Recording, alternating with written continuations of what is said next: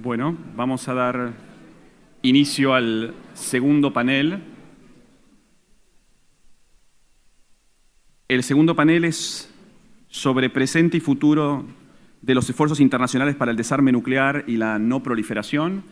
La idea de este panel es discutir fundamentalmente algunos aspectos relacionados con la próxima conferencia de revisión del TNP de mayo del 2005, nuevos enfoques como las consecuencias humanitarias de la posesión o el uso de armas nucleares y el rol de los diversos actores en este tema.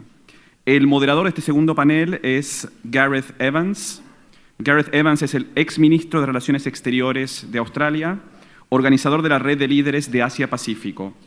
Es rector de la Australian National University desde 2010, ocupó diversos cargos ministeriales y desde 1988 a 1996 estuvo a cargo de las Relaciones Exteriores de Australia.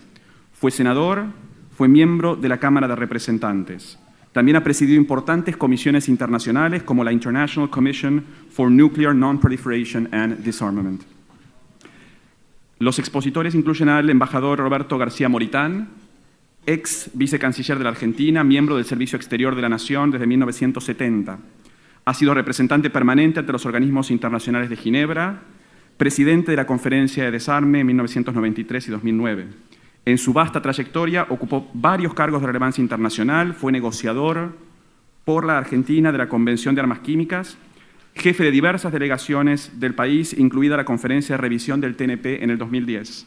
Más recientemente fue presidente del Comité Preparatorio de la Conferencia de Naciones Unidas sobre el Tratado de Comercio de Armas Convencionales y presidente del MTCR. Hannu Kiroleinen es subfacilitador del TNP para la Zona Libre de Armas de Destrucción Masiva en Medio Oriente. Tiene cargo de embajador y es director general alterno de la División de Asuntos Globales por el Ministerio de Relaciones Exteriores de Finlandia. Fue además director general adjunto de Asuntos Políticos, temas multilaterales, y con anterioridad director de la División de Países Occidentales y de la Unión Europea en el Departamento de Asuntos Políticos.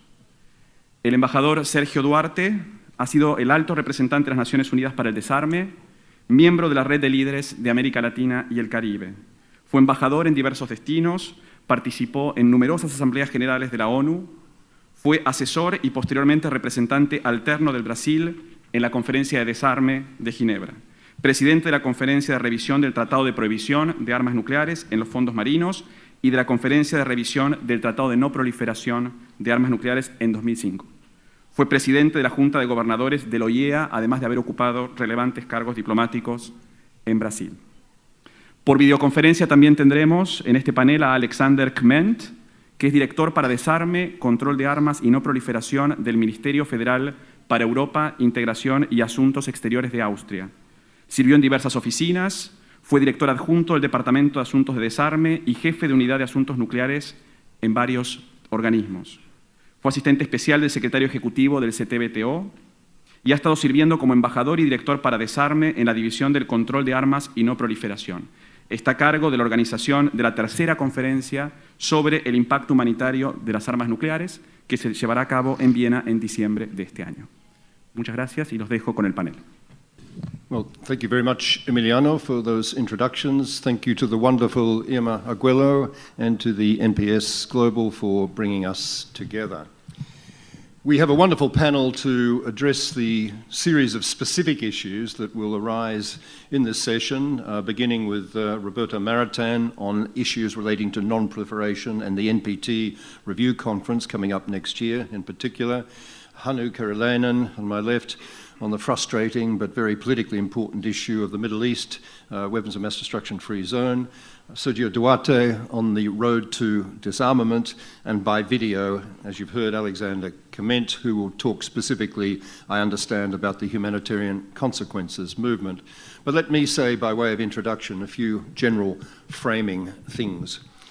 There is no global issue on which it's more important for us to make progress quickly than nuclear non-proliferation and disarmament, both because of the catastrophic global implications of any kind of nuclear exchange, also, of course, because of the enduring reality that nuclear weapons are the most indiscriminately inhumane class of weapons ever invented.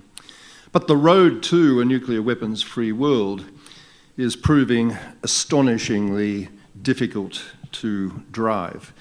And most frustrating of all, I think, is that 5 years ago we did seem to be getting up some real speed on that journey, but once again we are now finding ourselves almost completely stalled.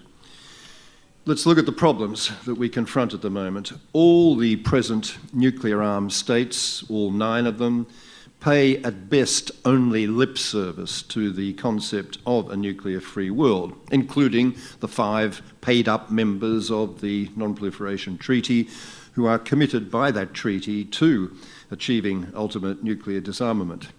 None of the nuclear-armed states have committed to any specific timetable for the reduction of their stockpiles, let alone their abolition. And on the evidence of the current size of their weapons arsenals, their fissile materials stocks, their force modernisation plans, their stated doctrine as to how nuclear weapons might be used, their known deployment practices, we have to conclude that all of them foresee indefinite retention of nuclear weapons and a continuing role for them in their security policies.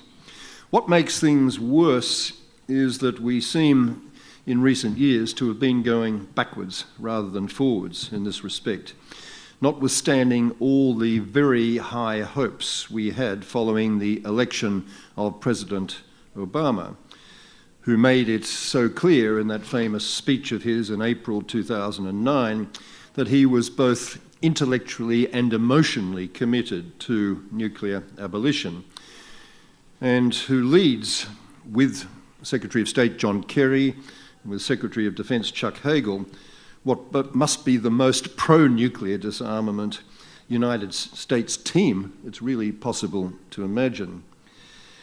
But the truth of the matter is that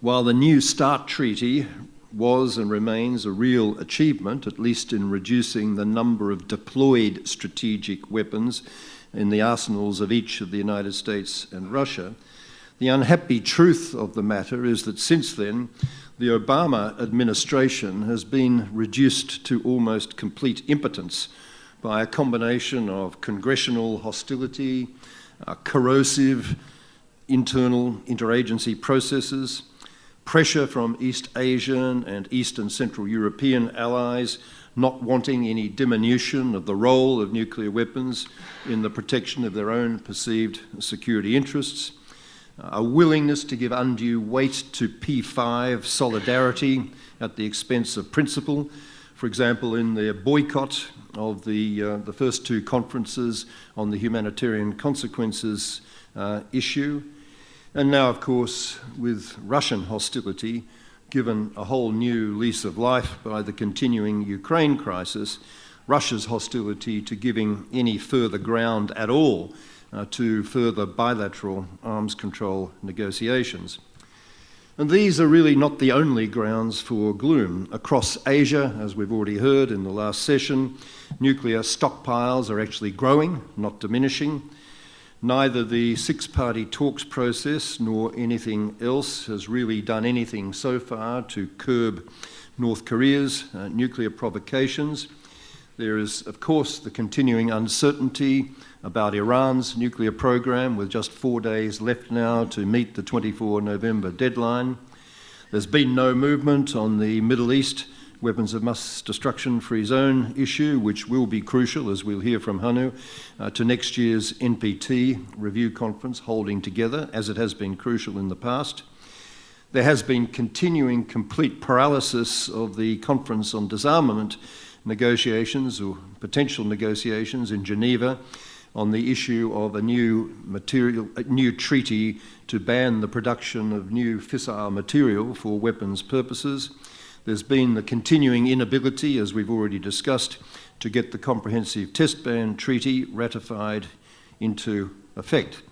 About the only positive achievement in recent times has been the modest success of the nuclear security summits in Washington, Seoul, and The Hague in generating at least some consensus about the need to ensure that weapons and fissile material do not get into the wrong hands.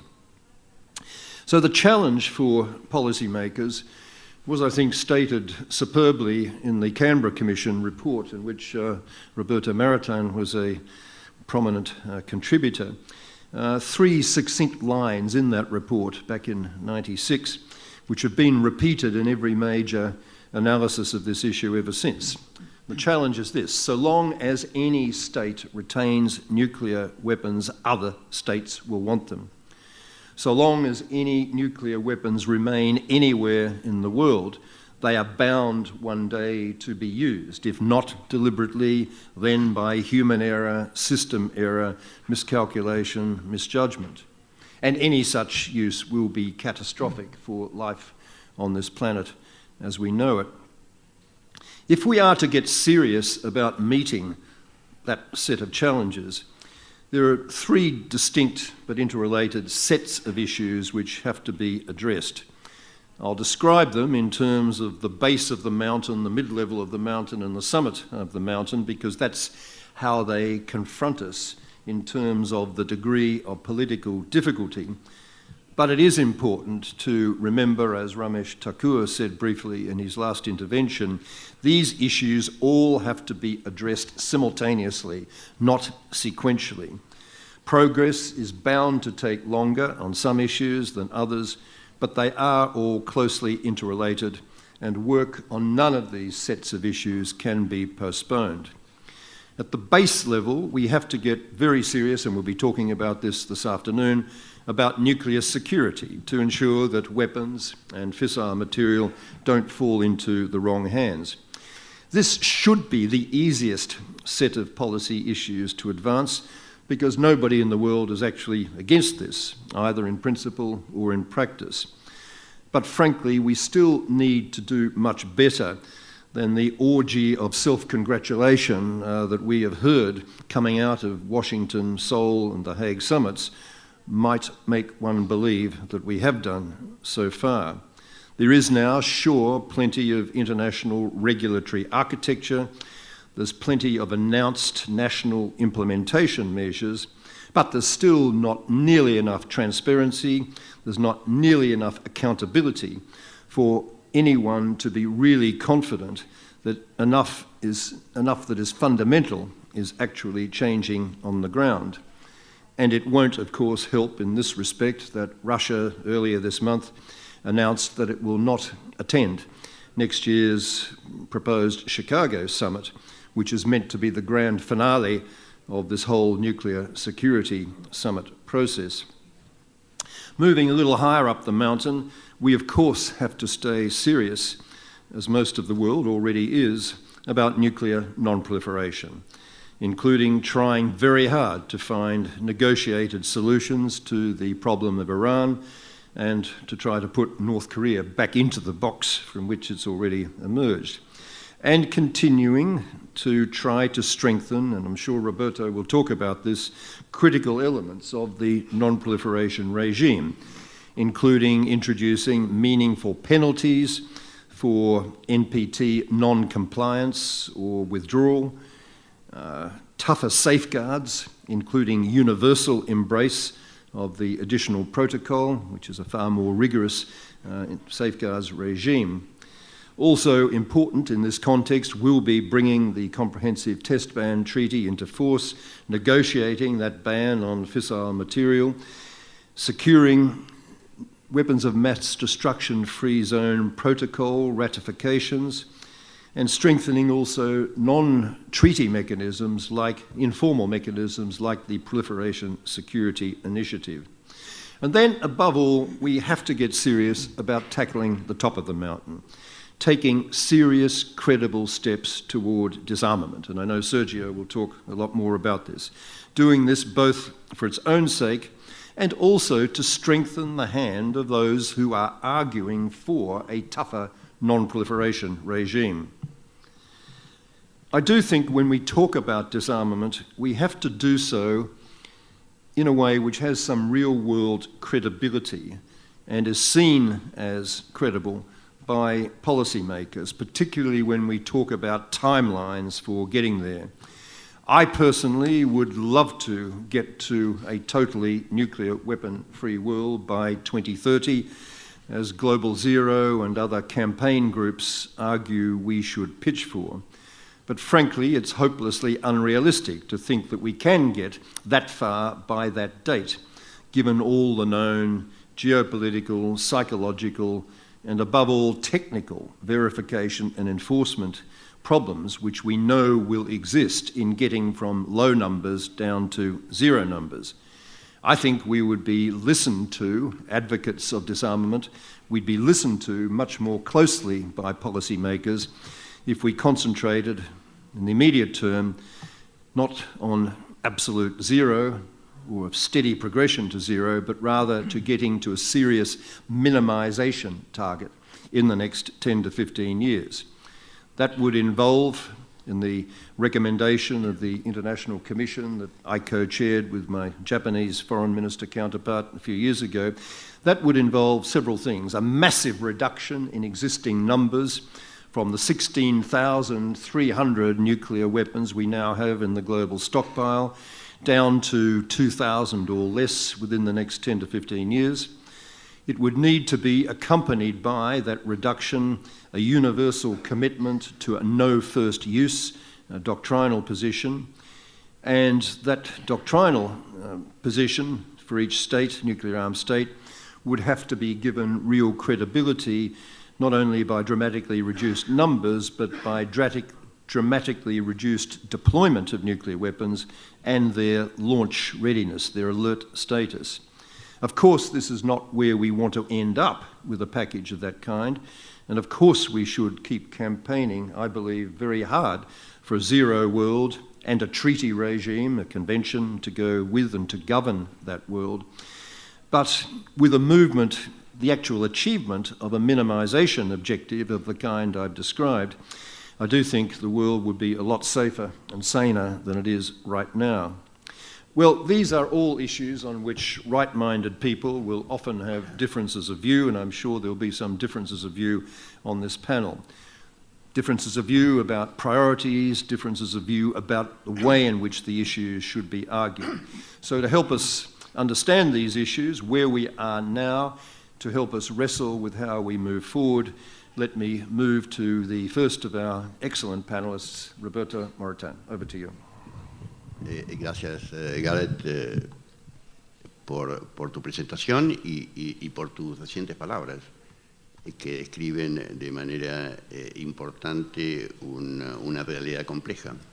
Y gracias, Irma Arguello, por haber organizado esta reunión y sobre todo por haber invitado un conjunto de diplomáticos de enorme calidad que han contribuido o continúan contribuyendo a tratar los temas centrales que hacen a la seguridad internacional. Y sin duda este panel es uno que concentra la atención en una problemática que en ocasiones parecería que ha perdido la prioridad de otros tiempos. En momentos de mayor confrontación este-oeste, la problemática nuclear de la no proliferación, tanto vertical como horizontal, estaba en el tema central de las relaciones internacionales. Lamentablemente, en los últimos años se ha dado un proceso casi de aceptación de la existencia del arma nuclear como un hecho inevitable y que estará con nosotros por los siglos de los siglos, y no en los términos que decía Gareth de poner fin para el año 2030.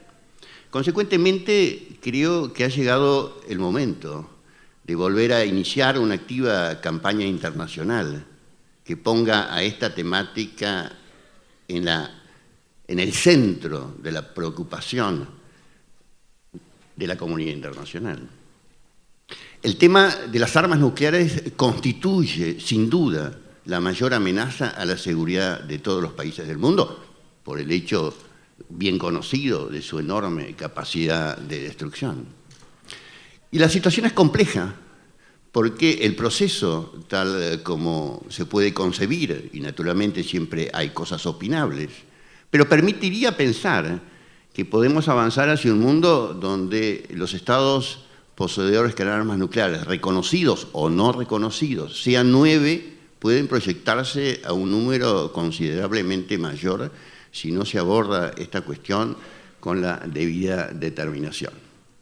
El otro elemento fuertemente asociado a este futuro que Dios quiera que no se produzca es el hecho de la supervivencia misma del Tratado de No Proliferación de las Armas Nucleares. Un tratado que es cierto que legitima la posesión de 5 países, pero es cierto también que ha cumplido y cumple una tarea esencial para evitar que la proliferación horizontal aumente el dramatismo de vivir en un mundo con varios miles, casi una docena de miles de armas nucleares. Hace 5 años la conferencia de revisión del TNP fue llamada exitosa porque el ejercicio de la diplomacia permitió encontrar eufemismos y fórmulas que permitieran salir del paso. Me acuerdo todavía, y Sergio Duarte era el alto representante del secretario general para desarme.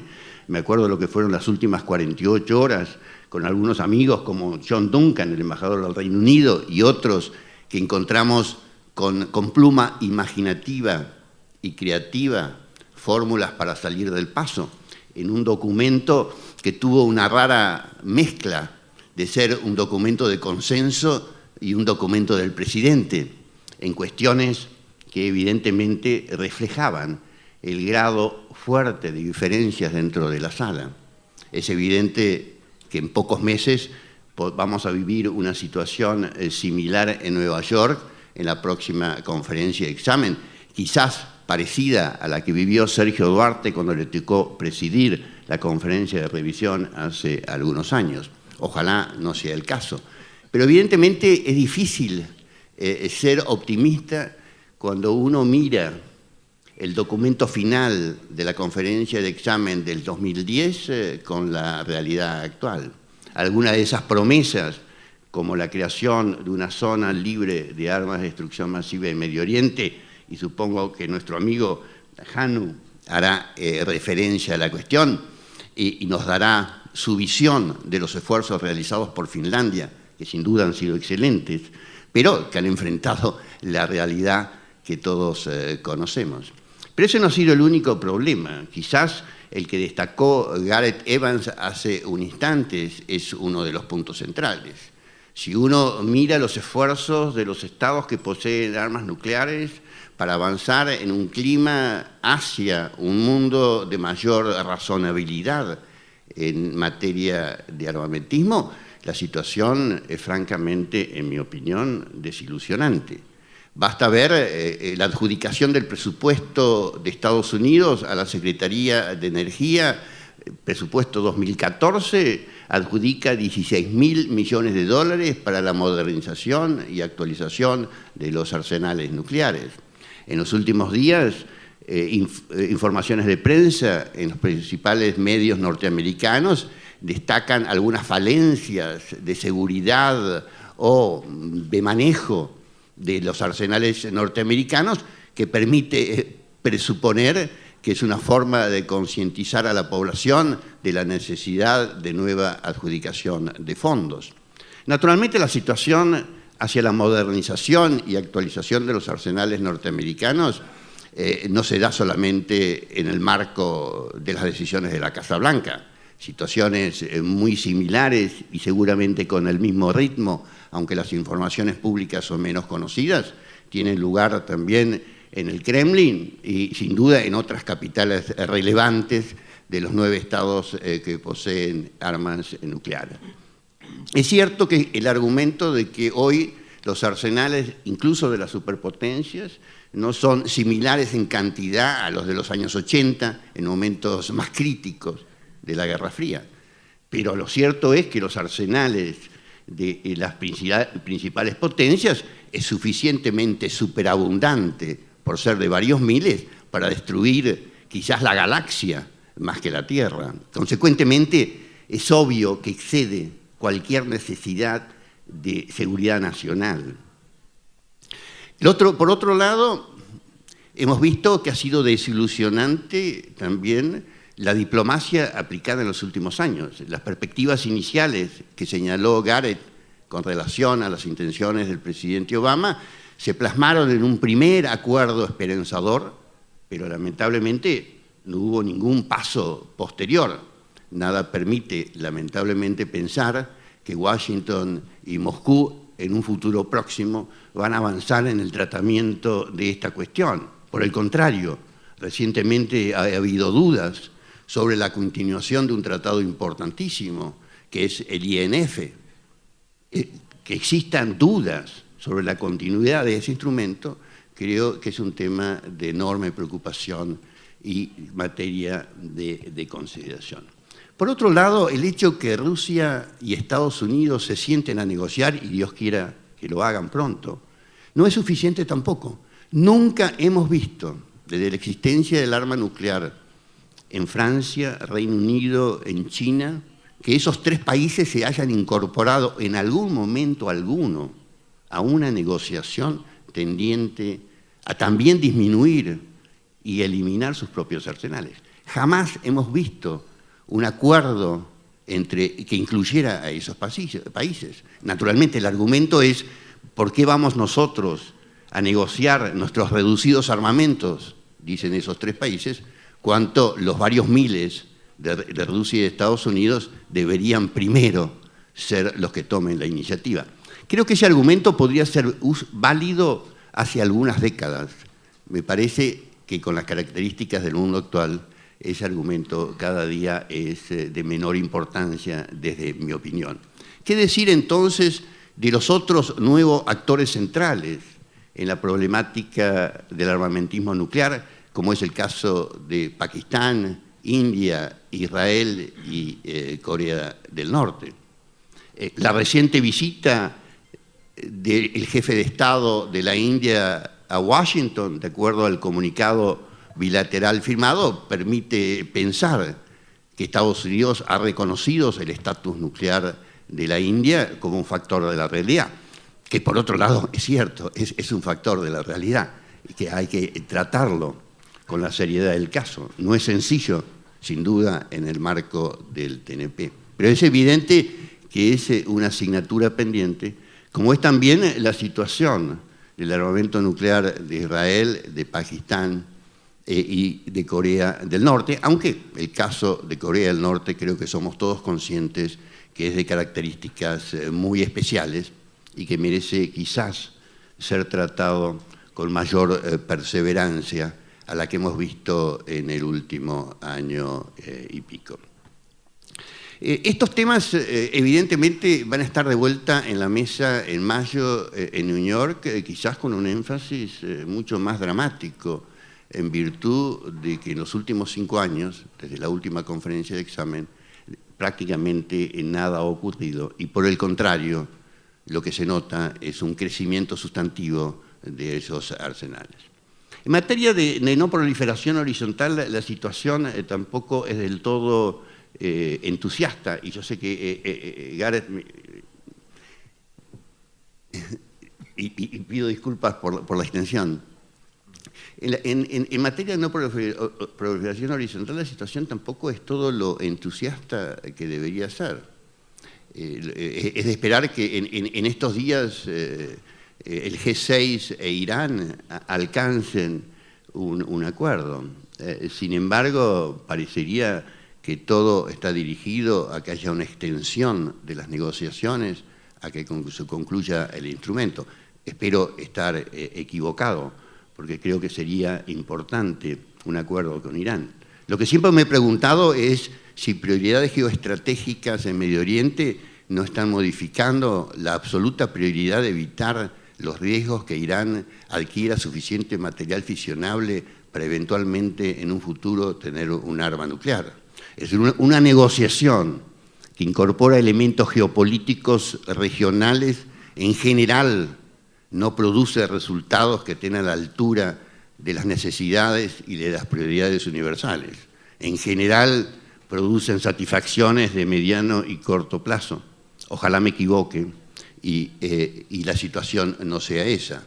Que Irán conserve una capacidad industrial de producir uranio enriquecido dadas las características técnicas de su industria, es preocupante porque es una cuestión de tiempo, de elevar el nivel de concentración de 3.5 o de bajo enriquecimiento a uno superior al 20% e incluso bastante más. No es técnicamente una cuestión relevante hacerlo, y Gareth no me dejaría que trate de explicarlo sobre la materia. Pero por suerte para los argentinos y para los brasileros y los latinoamericanos, y Camilo también, que está con nosotros, la situación de nuestra región, América Latina, es por suerte sustancialmente distinta a otras, por naturaleza distinta de los acontecimientos políticos, que no creo que necesito destacar para resaltar las diferencias. Sin embargo, creo que la región tiene todavía desafíos a encarar. Evidentemente, los desarrollos tecnológicos encarados por la Argentina en materia de enriquecimiento, como los desarrollos tecnológicos encarados por Brasil en la materia, y que de hecho a partir del 2015 va a empezar a producir uranio enriquecido propio como elemento combustible para Angra 1, lo que es una excelente noticia y me alegro que ocurra. Sin embargo, el tema es una cuestión que tendremos que seguir prestando atención. En el 2008, en oportunidades de cumplir ciertas funciones en el gobierno argentino, promovimos la creación de una industria binacional en materia de enriquecimiento de uranio, porque imaginamos que estos temas sensibles, como es el caso de Irán, con el tiempo van a ser materia de mayor atención. Y sin duda, creo que la vocación pacífica de Argentina y Brasil siempre van a encontrar la mejor fórmula diplomática para encarar estos temas complejos. Pero lo cierto es que, de no existir una situación distinta por parte de los nuevos estados poseedores de armas nucleares y en particular de las principales potencias, creo que los temores de no proliferación horizontal van a ir en aumento.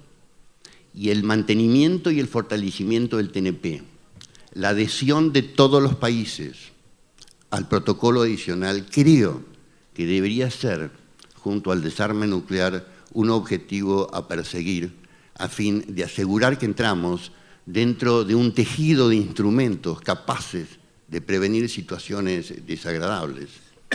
Y naturalmente, la rápida ratificación del Tratado de Ensayos Nucleares y el inicio de las negociaciones de la Convención en Material Fisionable son partes esenciales de un proceso si queremos evitar que el mundo complejo en el que vivimos tenga algún disgusto que altere la paz que todos ambicionamos. Muchas gracias.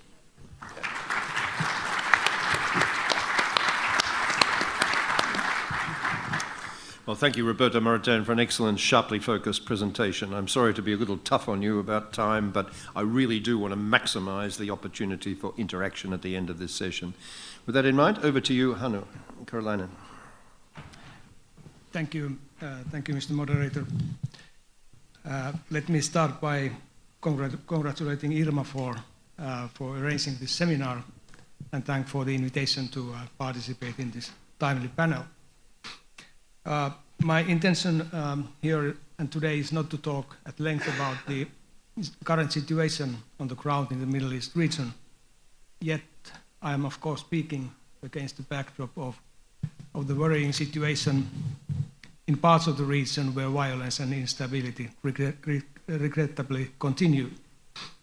Signs of positive development are few and far apart. In any event, the situation in the region highlights the need to make urgent progress towards a Middle East free of all weapons of mass destruction. The idea of the zone dates back to the 70s. Since then, the world has of course changed in many fundamental ways. But the situation in the Middle East continues to be complicated, and the question of how to design a better security future for it remains unresolved. Even with the best of intent, the process of making the region free of all weapons of mass destruction is going to be a very long-term and complex process and require a tremendous amount of political will. We understand that the vision of a WMD-free Middle East, if realized, would be close to a paradigm shift into security thinking in the whole region. In accordance with the action plan adopted at the 2010 NPT Review Conference, Finland was chosen in October 2011 as the host government and Undersecretary of State Jaakko Laajava as the facilitator for the conference on the establishment of the Middle East zone free of nuclear weapons and all other weapons of mass destruction and their delivery means, to be attended by all states of the Middle East region. The conference is to be convened by 4 conveners, that is the Secretary General of the United Nations, the Russian Federation, the United Kingdom, and the United States.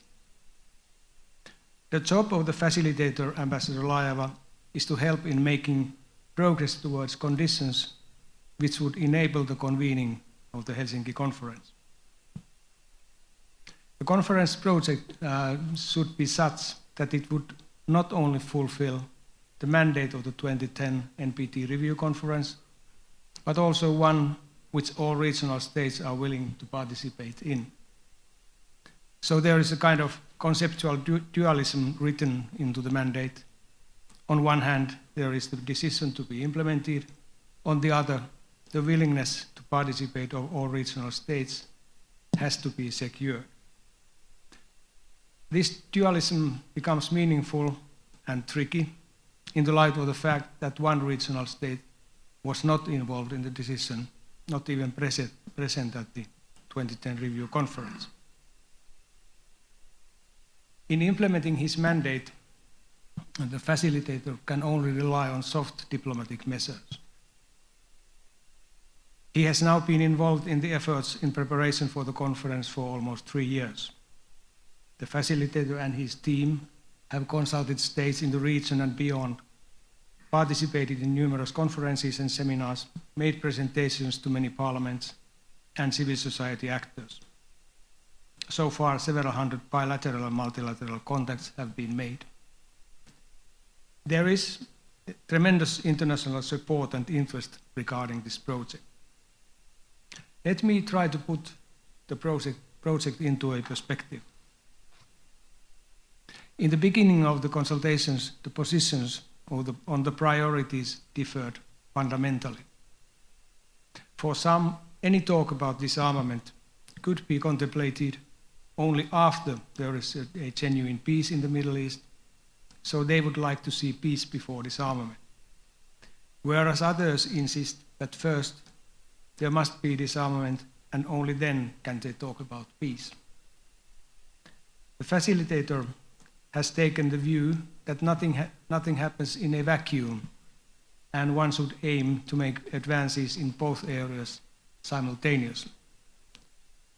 Zone free of all WMDs is an undertaking that requires excellent cooperation between the parties. Since that cooperation hardly exists today, it must be supported by a process of confidence building and trust between the parties.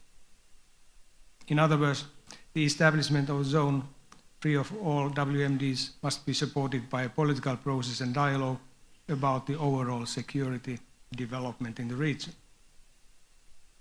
All of this must at the same time respect the mandate of 2010, which nobody wants to change. It gives the overall context to the endeavor. When viewed from such a dual angle of making gradual progress in the arms control side, that is with the zone, as well with the security in the Middle East region, through confidence building, a positive development might be possible. Now, we all know that unfortunately it wasn't possible to convene the conference in 2012 as the mandate stated, with the participation of all states of the region. During the past 13 months, after complex phases, the facilitator and the conveners have succeeded in having in Switzerland 5 informal meetings, attended by most countries concerned, in order to facilitate agreement on the state of the region on the arrangements for the Helsinki Conference. These meetings have provided an opportunity to exchange views on the conference and its preparations, including discussions on the agenda, modalities, and rules of procedure.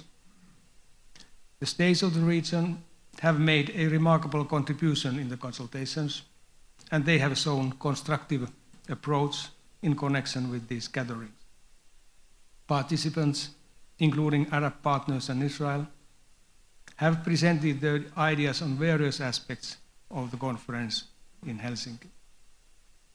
The spirit in these informal discussions has remained very good. They have helped us focus on the key issues in front of us regarding the arrangement of the conference and also the process ahead to fulfill our joint vision of a Middle East free of all WMDs. Some important progress has been made in those meetings, and the participants have been able to reach some at referendum common understandings. With less than 6 months to the NPT review conference, intensified efforts are nevertheless needed. Differences and divergences of view are still considerable, but not insurmountable. We need now a determined and efficient negotiation to arrive at results which will pave the way for the Helsinki Conference. The facilitator and the co-conveners keep encouraging all parties to continue informal consultation meetings with the preparedness to seek the necessary compromises so as to arrive at a mutually acceptable solution on the arrangements of the conference. We are convinced that there is a real prospect for holding Helsinki Conference in the near future. An agreement by the regional parties on the conference arrangements would allow the conveners to convene the conference without delay, and Finland as the host country is ready to host the conference promptly thereafter. We, like our regional partners, recognize that what we are talking about here is the very beginning of a long process. When consensus on the arrangements for the conference has been achieved, the core substance, that is the zone concept, and what that would entail in different areas of WMDs, as well as their delivery means, remains to be discussed at the conference itself and its follow-up. For instance, issues such as the geographic scope of the zone, scope of prohibition, verification and compliance, entry into force provisions, and a multitude of legal issues should be resolved.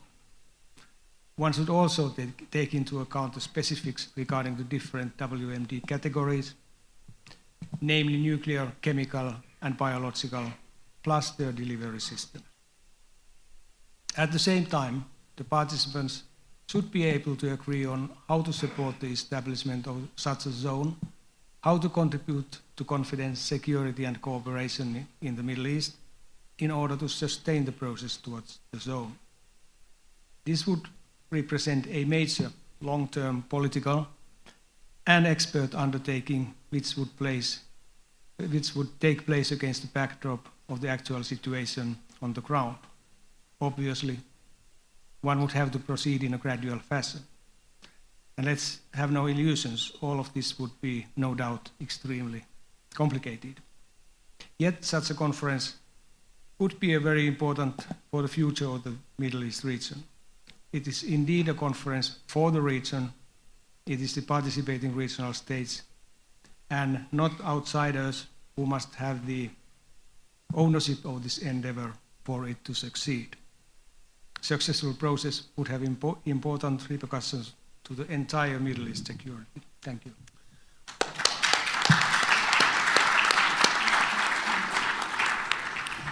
Thank you, Hannu. It's a very frustrating story that you tell, but nobody can doubt the competence and the commitment of the Finnish negotiators, of which you've been a very senior player. So thank you for that. We look forward to further discussion in the discussion period. Over to you, Sergio Duarte. Thank you, Gareth. Yo quería inicialmente agradecer a la red de líderes de América Latina y del Caribe para el desarme nuclear y muy especialmente a la Fundación NPS Global, en la persona de su presidente, señora Irma Arguello. Agradecer la invitación para participar en este seminario y hacer algunas consideraciones que me han pedido sobre el presente y el futuro de los esfuerzos para desarme y no proliferación en el ámbito nuclear. Un dicho muy conocido nos enseña que aquel que desconoce el pasado está condenado a repetirlo. Y por lo tanto, yo pretendo recordar lo que ha ocurrido en el pasado para poder reflexionar sobre las perplejidades del presente y a fin de evitar la perpetuación de errores cometidos y sobre todo su repetición en el futuro. La cuestión de la proliferación nuclear empezó a ser debatida en Nueva York en los años 60.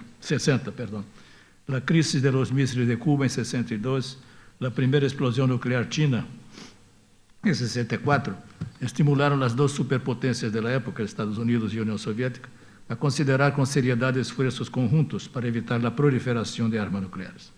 Y al mismo tiempo América Latina, luego seguida por el Caribe, iniciaba los entendimientos que dieron origen al Tratado de Tlatelolco.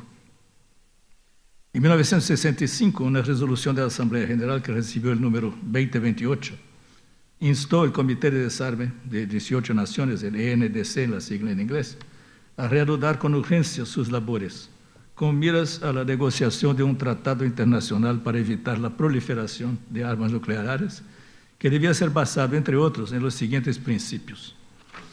Estoy hablando de 1965. El tratado no debe contener vacíos que permitan a países nucleares y no nucleares la proliferación de armas nucleares de ninguna forma. El segundo principio es que el tratado debe contener un equilibrio aceptable de responsabilidades y obligaciones entre países nucleares y no nucleares. Y el tercero era que el tratado debe constituir un paso hacia el desarme general y completo, y más particularmente el desarme nuclear. A esa altura ya las delegaciones de Estados Unidos y Unión Soviética habían presentado al Comité de 18 Naciones sendos proyectos de un tratado de no proliferación. Después fueron combinados en un texto conjunto de las dos superpotencias. En 66, yo era un joven miembro de la delegación de Brasil en ese comité y en ese carácter acompañé los debates sobre el proyecto conjunto. A pesar de su intensa desconfianza y rivalidad, las dos superpotencias se mostraban solidarias e igualmente interesadas en la rápida aprobación de un tratado. Eso ocurrió finalmente en marzo de 68. Sin el consenso del NDC, los dos copresidentes del órgano, que por acaso eran los representantes de Estados Unidos y de la Unión Soviética, llevaron un proyecto de tratado de no proliferación a la Asamblea General de las Naciones Unidas, que lo endosó y recomendó su firma a los estados, con 24 abstenciones y 4 votos negativos. Al recibir la ratificación número 40, el TNP entró en vigor en 1970. Inicialmente, muchas dudas todavía prevalecían en la comunidad internacional y muchos países no nucleares permanecieron escépticos o reticentes a firmar el tratado. Pero a lo largo de las últimas décadas del siglo XX, sin embargo, el TNP pasó a ser visto de manera más positiva, como un instrumento capaz de contribuir al objetivo de desarme nuclear. El fin de la Guerra Fría renovó esa esperanza.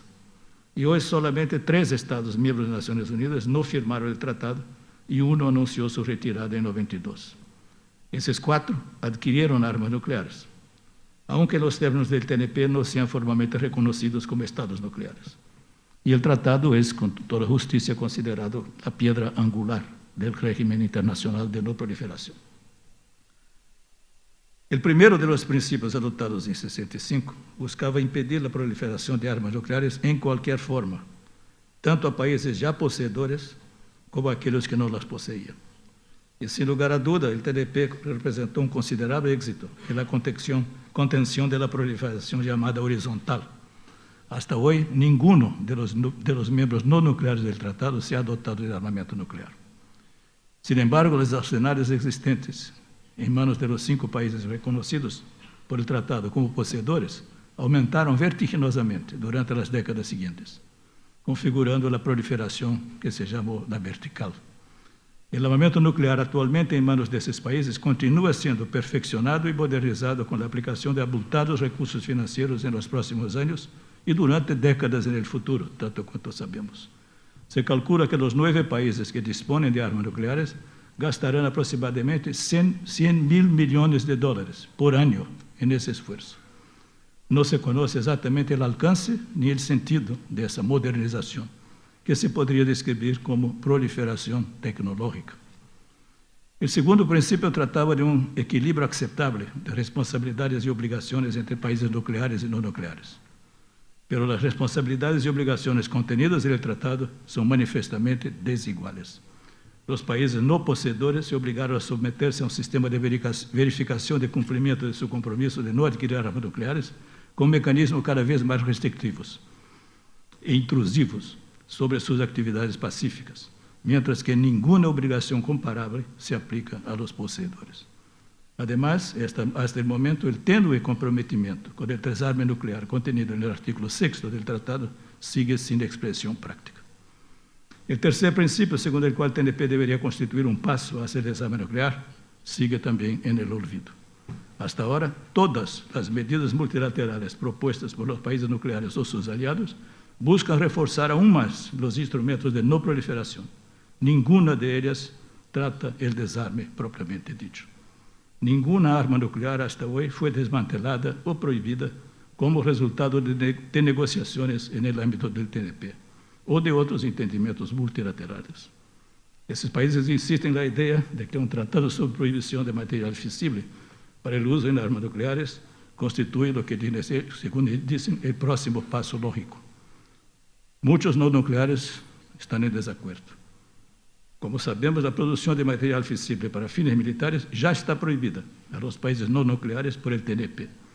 Los stocks existentes en manos de los poseedores de armas nucleares no serían afectados por esa propuesta y no habría restricciones a su uso bélico. Así, desde el punto de vista de la no proliferación, la prohibición sería, a mi juicio, simplemente redundante. Y desde el punto de vista del desarme, sería absolutamente inocua. Los mecanismos multilaterales instituidos en las décadas pasadas han en general funcionado satisfactoriamente y permitieron avances conceptuales y la negociación de adopción de instrumentos internacionales de proscripción de armas bacteriológicas y de armas químicas, además de la conclusión del Tratado de Prohibición Completa de Ensayos Nucleares, aún pendiente de ratificación por 8 estados para que pueda entrar formalmente en vigor. Y estos avances constituyen un importante incentivo para el prosseguimiento de los esfuerzos en el campo del desarme nuclear. La falta de progreso en los organismos multilaterales de desarme no debe ser imputada a los mecanismos existentes, y sí a la falta de voluntad política para utilizarlos eficientemente. Y así llegamos al presente. Es necesario reconocer que las 2 principales potencias atómicas, que juntas poseen cerca de 95% de las casi 18.000, cada vez yo veo menos armas publicadas por organismos, pero las 2 potencias no nos dicen cuántas efectivamente existen en el mundo. Pero, en fin, me quedo con el número de 18.000 que existen. Las 2 potencias han realizado, certamente, esfuerzos bilaterales para la reducción de sus arsenales. Pero, aún así, 40 años después de la firma del TNP y 25 años luego del fin de la Guerra Fría, aproximadamente 3.500 dessas armas continuam dispostas em posição de tiro, es decir, deployed em inglês, capazes de ser lançadas em poucos segundos. Não existe verificação independente de las reducciones e a situação do armamento restante é, para decirlo mínimo, pouco transparente. Outros países possuidores de armas nucleares afirmam também haver reduzido ou limitado unilateralmente seus arsenales. Ninguna dessas pregonadas reduções tem qualquer vínculo orgânico ou jurídico com o artículo 6º do Tratado de Não Proliferação.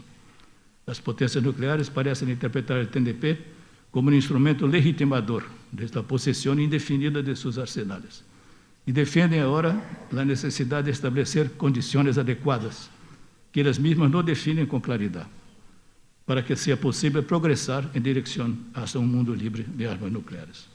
Para dichas potências, aparentemente, o desarme nuclear continua sendo um objetivo distante, envuelto em niebla e não uma obrigação contratual. E a prevalência de doutrinas de dissuasão nuclear constitui o maior incentivo à proliferação. E los foros multilaterales sigue duradeiro bloqueio e crescente descontento. Isso passou, ele passa todavía na Conferência de Desarme, na Comissão de Desarme, na UNDC, na Assembleia General. E os intentos de revitalização dos mecanismos existentes se resumem na proposta de cambios em las regras de procedimento.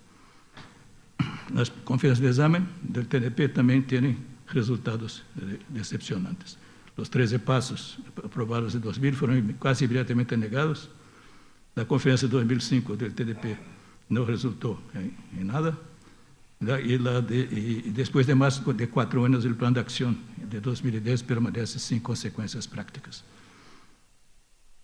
E também o estabelecimento de uma zona livre, apesar dos esforços do facilitador e de sua equipe em Médio Oriente, continua sem resultados tangíveis. No panorama internacional também há motivos para preocupação. Não parece haver entendimento duradouro entre as forças atualmente em conflito no Médio Oriente. As relações entre as duas potências nucleares se han deteriorado.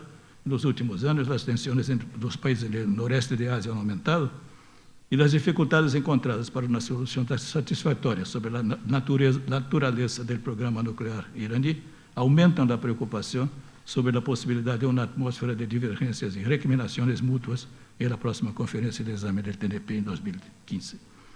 A frustração da maior parte da comunidade internacional se ha quedado evidente, uma vez mais, em las enérgicas expressões utilizadas por a grande maioria dos países não nucleares em la reciente sessão da primeira comissão da Assembleia General em outubro passado. Um total de 155 Estados-membros subscreveram a declaração realizada por a delegação de Nova Zelândia, segundo a qual, e cito, a única maneira de garantizar que as armas nucleares jamais serão usadas novamente é sua total eliminação. Fim de cita. Um grupo de 20 países contrapuso, países todos bajo ou nucleares ou bajo o paraguas nuclear, contrapuso essa afirmação a opinião de que não existem atajos e para eles a eliminação de armas nucleares depende do compromisso construtivo com os países possuidores, sendo necessário trabalhar, segundo eles, de forma metódica e realista para alcançar a confiança necessária. E as resoluções adotadas pela conferência da primeira comissão, mais uma vez, revelaram a persistência de profundo desacordo sobre os meios para chegar a esse resultado.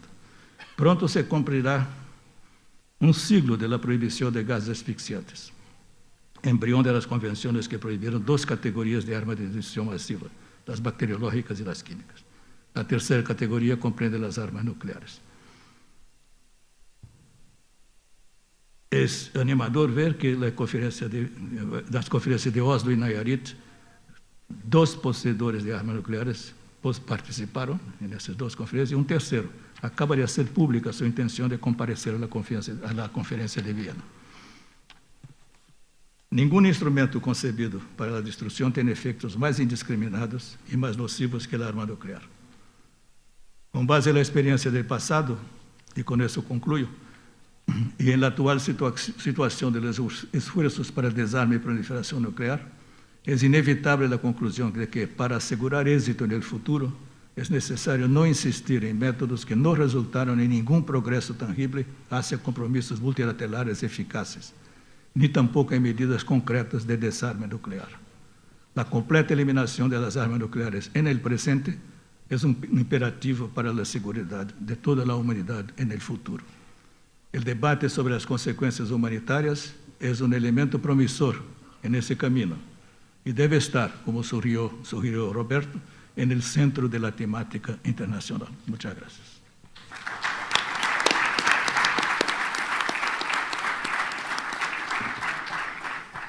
Well, thank you, Sergio, for that excellent contextualization of all the complex issues we're wrestling with.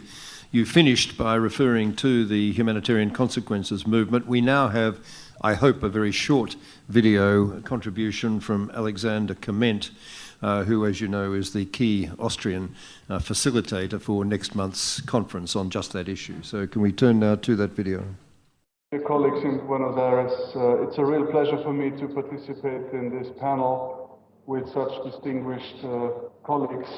Unfortunately, I was not able to travel to Argentina myself because of the preparations for the conference in Vienna on the humanitarian impact of nuclear weapons just a few days away. These preparations are going very well, but they're very intense, and this is why I could not travel, even though I really wanted to. So I'm only participating virtually. But I'm very pleased for this opportunity. Thank you very much. I will try very briefly to talk about the conference in Vienna. I will say why Austria thought it was important to organize this conference, what it will consider, who will participate, and what is the objective of it.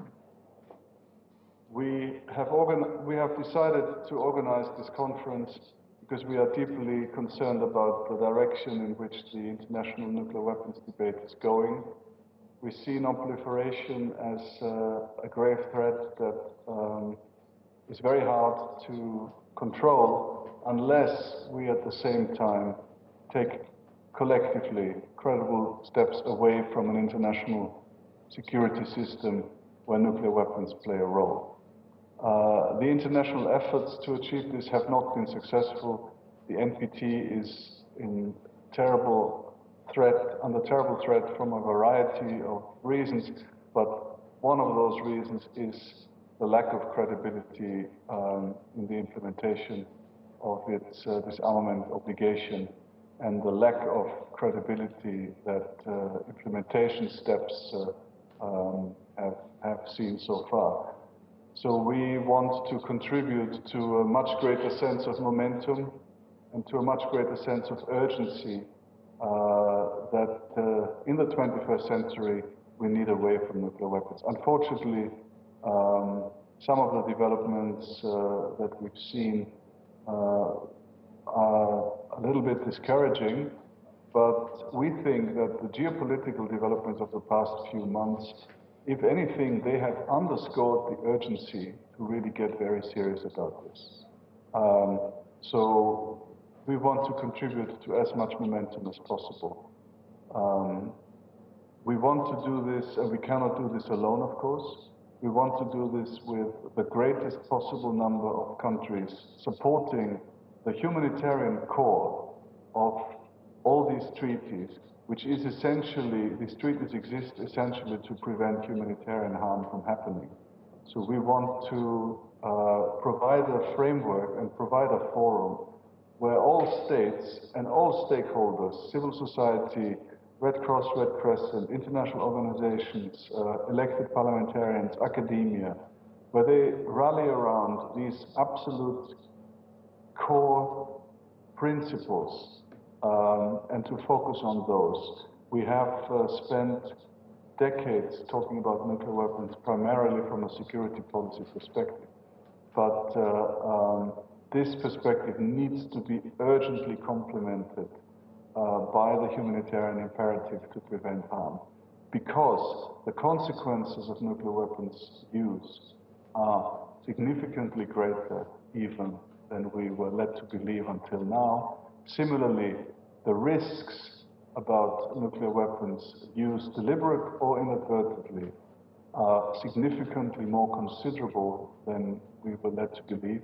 And this together, enormous consequences and considerable risks, this we believe must change the equation of utility of nuclear weapons in those countries and their allies who still consider that they need nuclear weapons for their own security. So we will provide these arguments. We will focus a lot on a range of humanitarian consequences. We will focus a lot on a range of different risks and the lack of capability to respond. And thirdly, we will look at international law, existing international law, and how it pertains to nuclear weapons and the consequences that these weapons would cause, such as environmental law, health law, international humanitarian law. But we will also look at the fundamental principles that underpin all norms. We have invited everybody, We have invited all states. We have invited all relevant international organizations that we felt could contribute to this debate, which we think needs to be much, much broader. We are organizing a conference that is open to civil society, and civil society will organize an event, their own event, a couple of days beforehand. We have invited parliamentarians, we have invited academics, so we hope that for a few days in Vienna in December, we will succeed to generate momentum for nuclear disarmament and to focus the attention on the need to be much, much more focused and pursue these objectives with a much greater sense of urgency. So we need the support from everybody. We hope to be able to draw together the gist of the key discussion on these issues in the past few years, and so much relevant information has become available. So we hope to pull this all together and to put forward a very strong collection of arguments that we hope to take forward for further work on nuclear weapons and nuclear disarmament, including, of course, in the NPT review conference next year. So we encourage everybody to look at the website of the Austrian Foreign Ministry, where all the information is available. If you haven't registered yet, please do. We really hope to create a lot of urgency in Vienna for this very important issue. Thank you very much. The floor is now open for questions and discussion. We were originally scheduled to complete this session by 20 past. We're not going to do that. I'm allowed to keep going until 12:30, but that's absolutely it. So let's keep the questions, comments short, tight. Direct them, if you possibly can, just to one of the panelists, and let's go from there. Yes, starting in the front. Microphone, please. Can we have the lights up so we can all see you a little bit better? Yep, please. Ok.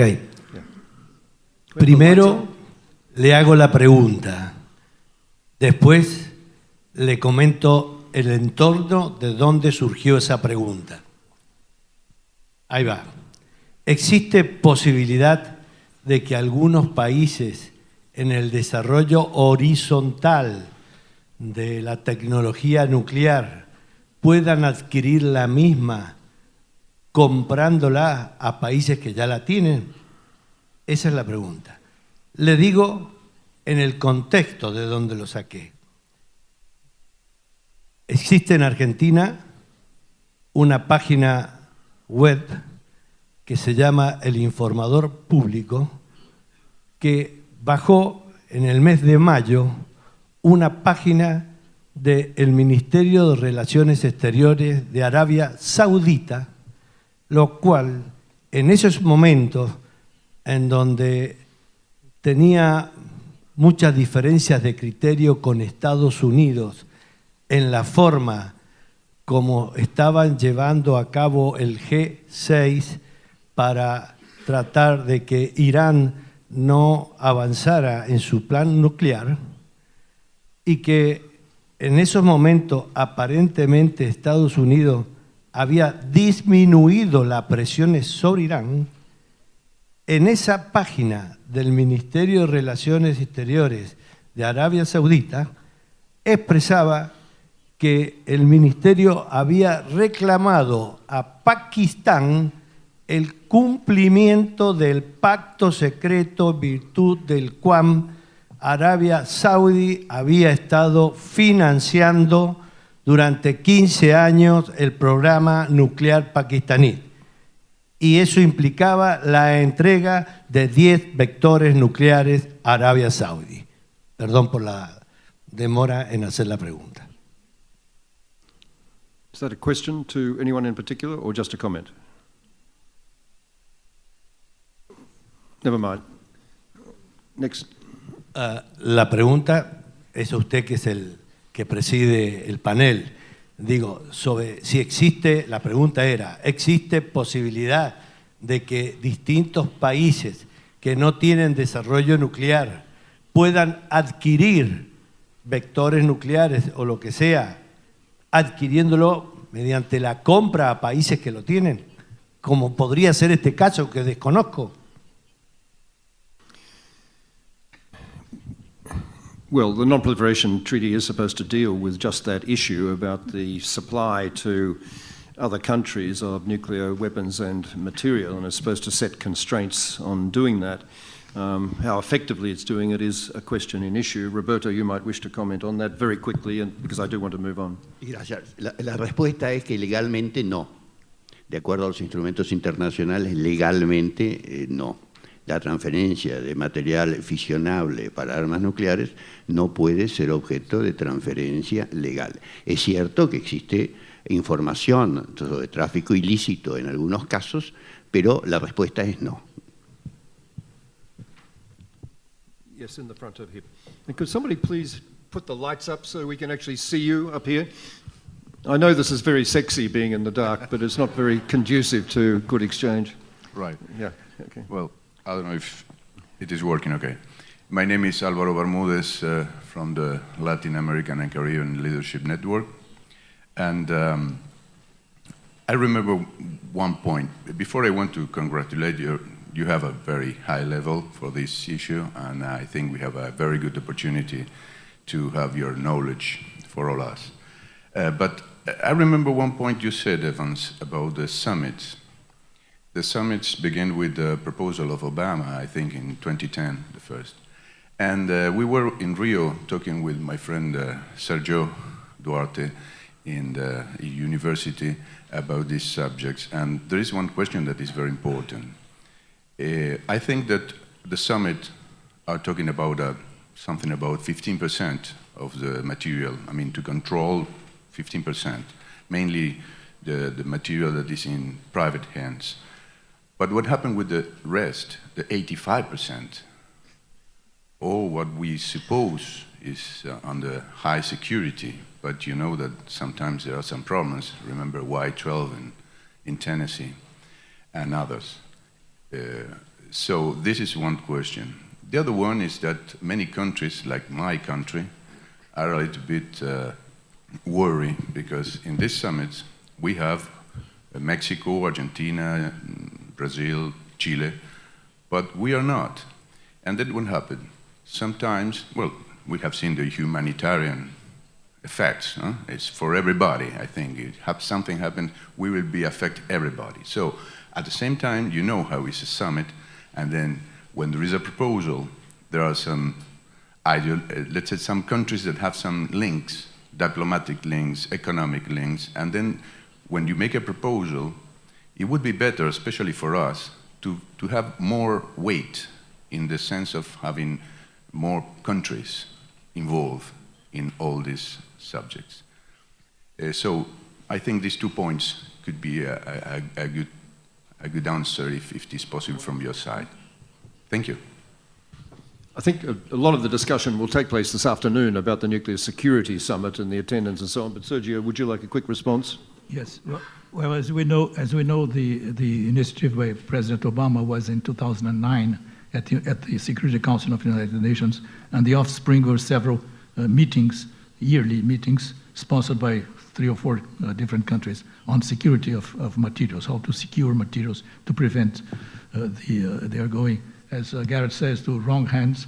I would say that there are no right hands for that. All hands are wrong in my view, but that's another matter. But I think in our case, in the case of Latin American countries, what we need is security against the possible use of nuclear weapons against us, because we don't have them, we don't intend to have them, and we are under this Damocles sword of those who have the weapons and who say that they reserve the right to use them as they see fit. I think this is the kind of security that we need. Thank you.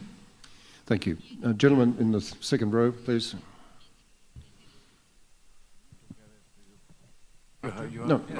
No, sorry, Rakesh, it was the gentleman next to you. No. All right. Rakesh. You had to go last time. All right, thank you. Could you introduce yourself, please? Yes, I am Camilo Reyes from Colombia. and thank you very much for the invitation. It's a great pleasure and marvelous panels this morning. We've learned a lot. Yo quisiera hacer una pregunta, yo creo que es dirigida al doctor Sergio Duarte, perdón. La pregunta es esta.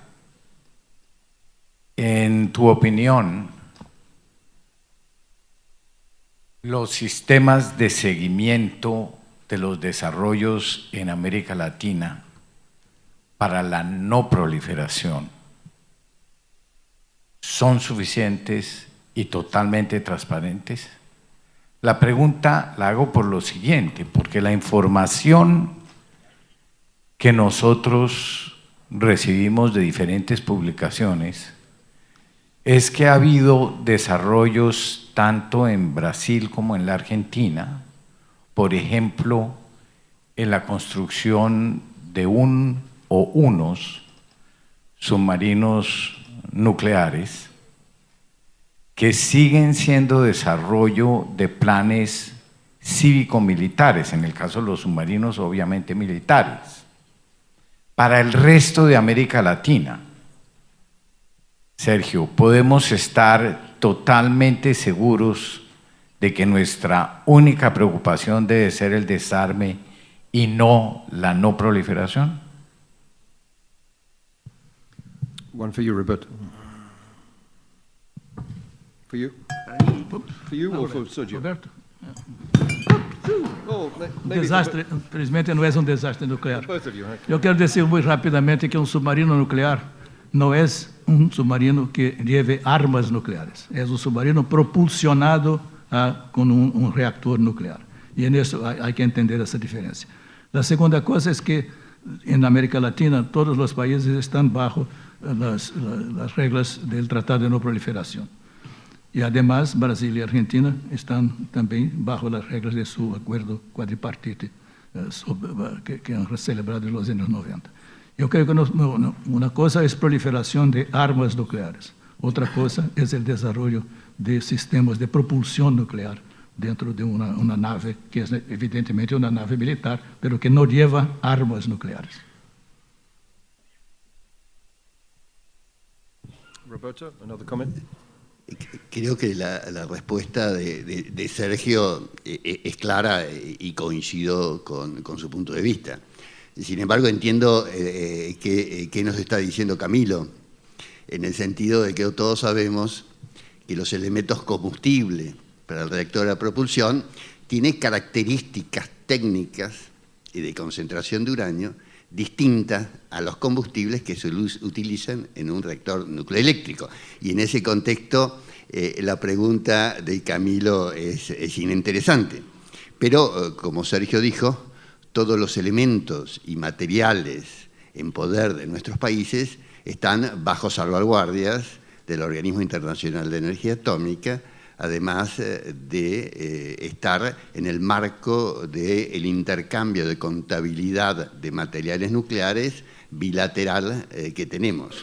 Sin embargo, el punto, evidentemente, en algún momento seguramente va a necesitar quizás un mayor reafinamiento en algunas cuestiones para evitar alguna interpretación que no sea la correcta. Carlo Trezza. In the front, please, yes. From Italy. To Ambassador Kirolainen. The perspectives of a conference of a WMD-free zone in the Middle East are rather bleak. However, there was a breakthrough, and that is the fact that Syria has joined the Chemical Weapons Convention, which is a major, I would say, breakthrough. Aren't you going to concentrate on this development in order to try and convince Israel and Egypt to join the Chemical Weapons Convention? Shouldn't this be the priority of priorities at this stage? Because it could be feasible. Thank you. Hanno? Thank you.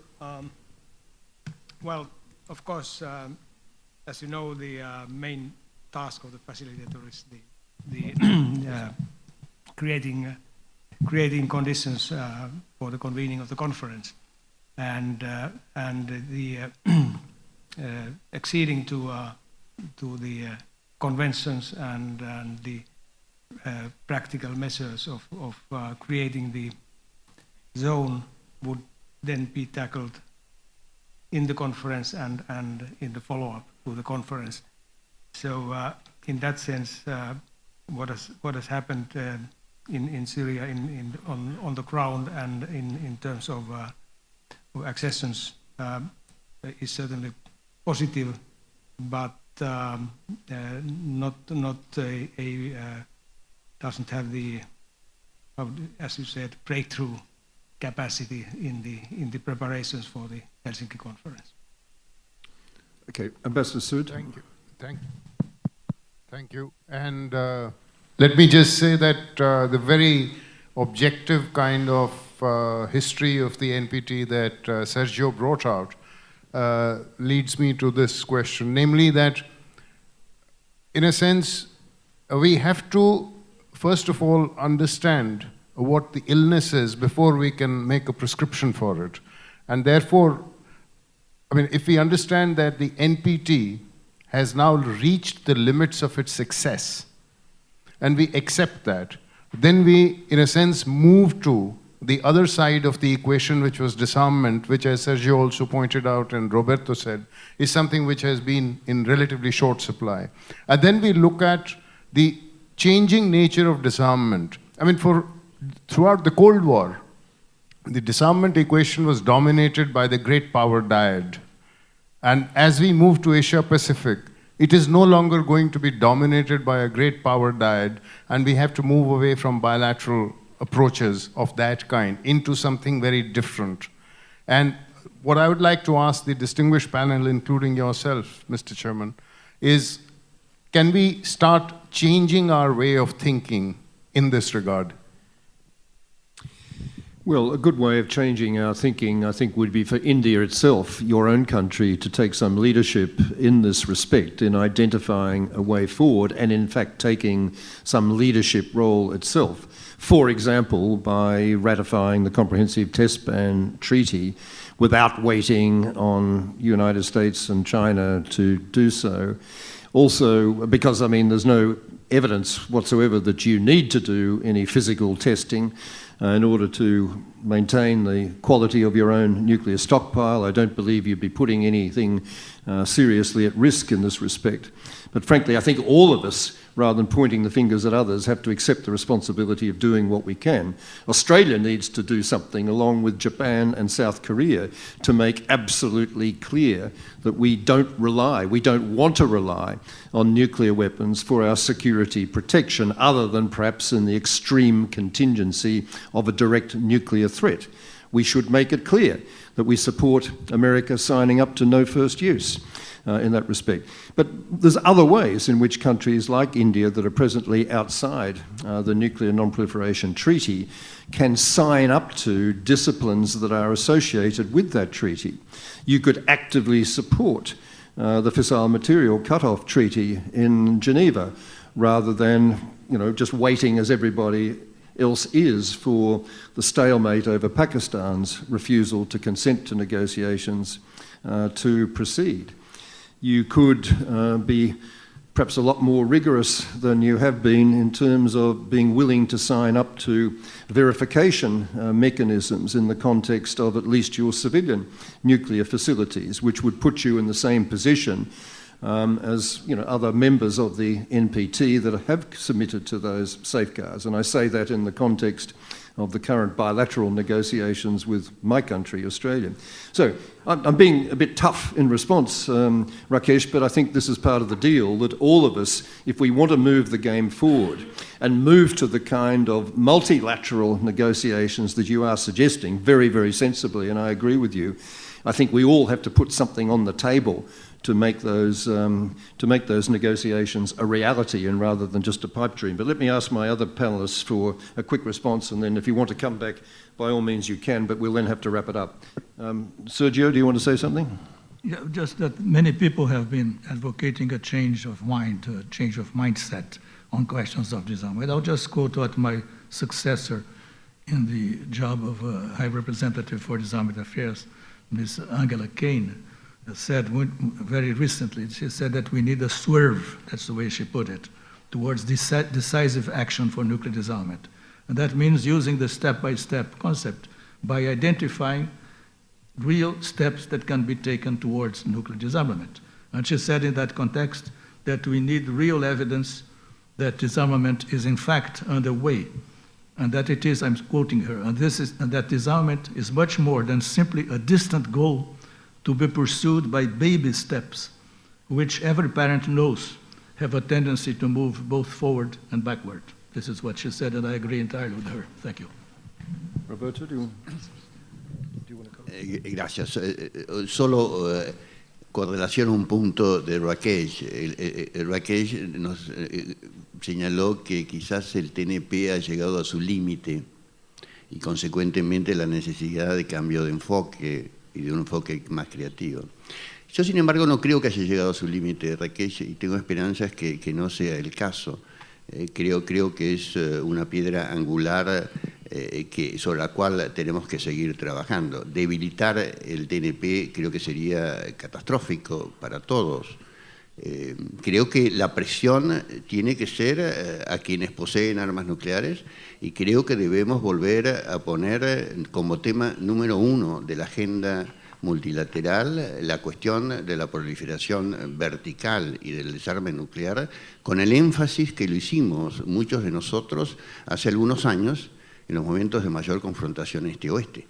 El tema hoy, necesitamos empezar a movilizar a la opinión pública como lo hicimos en su momento, porque creo que la presión diplomática y política de la sociedad es urgente, porque hemos entrado en una dinámica que puede ser cada día más peligrosa y que va a llevar inevitablemente, en mi opinión, y ojalá me equivoque, a nuevos estados poseedores de armas nucleares. Gracias. Roberto's mention of vertical proliferation has made me think of one more thing you could put on the table, India and Pakistan and China. That is to announce a freeze, not a reduction, but a freeze on any more nuclear weapons. So, Rakesh, I'll give you a quick opportunity to respond. My point was not at all to suggest that NPT is not a cornerstone. I mean, I certainly don't say that, and I think it needs to be consolidated. My point was that in terms of its contribution to disarmament, which I think all of the people on the podium agreed with, that there are certain limitations. And as the geopolitical focus shifts to Asia-Pacific, we need to find a way of engaging. I mean, that is essentially the point that I'm making. And as far as the Indian position is concerned, I think it is somewhat unique because it is still the only country which can host a conference on abolition with the Prime Minister of India inaugurating that conference, which some of the people here attended. So I think that does put it in a somewhat different position in that sense. And that remains, for the Indian nuclear doctrine, a stated part, the abolition or movement towards a nuclear weapon-free world. Thank you. Rakesh, your rhetoric has been fantastic. Now we want to see a little bit of action to support that. I think that's maybe not a bad note on which to conclude this session. We've had a pretty gloomy assessment of the prospects for movement forward, but I think we have also seen some possible ways forward. And in that respect, I would like you to join with me in thanking our excellent panelists for a wonderful contribution.